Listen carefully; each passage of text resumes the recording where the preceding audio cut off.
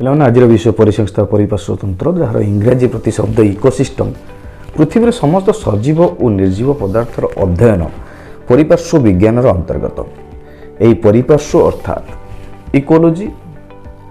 Ecology दुईटी Greek शब्द रु आसी से शब्द दुईटी है ओइकस एंड लोगस। एटारे ओइकस अर्थ होउची हाउस एंड लोगस अर्थ होउची स्टडी। आम यू जानिलु जे पृथ्वी पृष्ठ रे बंची रहिया पाई उभय सजीव एवं निर्जीव परस्पर निर्भरशील। तेणु उभय जीव एवं तार वातावरणर समष्टि को नहीं परिपार्श्व तंत्र गठित। 1935 मसीह ब्रिटिश परिवेशविद टान्सले सर्वप्रथमे परिसंस्था बा इकोसिस्टम शब्दर व्यवहार करते, किंतु तांको पूर्वरु रूस और यूरोप रे परिसंस्थार धारणा प्रचलित थिला। एही परिसंस्था को अधिक भल भावे इपी ओडम कहिसथि जे परिसंस्था एक एकक और यह कौनसी एक अंचलर समस्त जीव मानकर और अजीव वस्तु सह थिबा अतुट संपर्क बुझाई थाए। अच्छा पिला माने अजैव उपादान कौन ताहा कौन?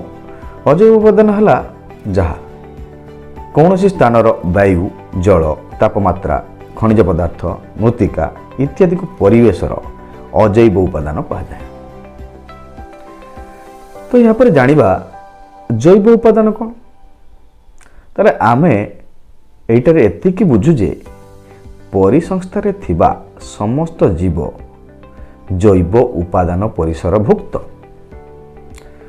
जैव उपादान रे जीव मानकर खाद्य आहरण अनुसार यहाकू तीनोटी विभाग रे विभक्त करा जायछि। से गुडिक हला उत्पादक, भक्षक और अपघटक। एबे आस बुझिबा उत्पादक कौन?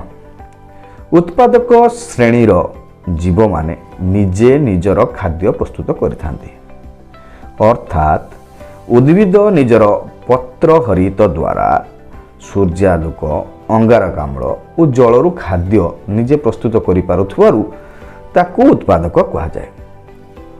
वृक्ष घास छोट छोट फाइटो प्लांटन इत्यादि यार उदाहरण। यहाँ पर बुझा भक्षक प्रत्यक्ष बा परोक्ष भाव खाद्य पाई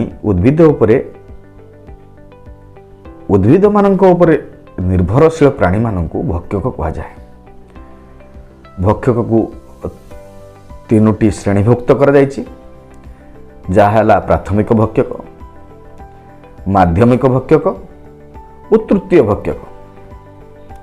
प्राथमिक भक्षक होउछि खाद्य निमंते सबुज उद्भिद उपरे प्रत्यक्ष भाव निर्भर करुवा तृणभोजी प्राणी मानक बुझा जाए, यथा झिंटिका, विभिन्न प्रकार कीट पतंग, गाई छेली महिषी और मेंढा इत्यादि। माध्यमिक भक्षक होउछंती जी तांकर खाद्य पाई प्राथमिक भक्षक पर निर्भर करे, यथा बेंग, बुढ़ियाणी, कुकुर, साप इत्यादि। यहाँ पर जो तृतीय भक्षक। तृतीय भक्षक होउछंती जो माने द्वितीय भक्षक मानक खाद्य रूपे ग्रहण करती, यथा बाघ, सिंह, छंचाण इत्यादि। यहाँ पर जानिबा अपघटक।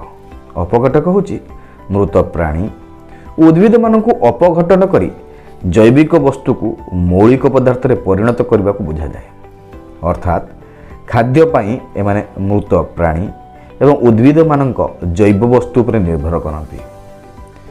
एमानक मध्य अणुभक्षक कहा जाए।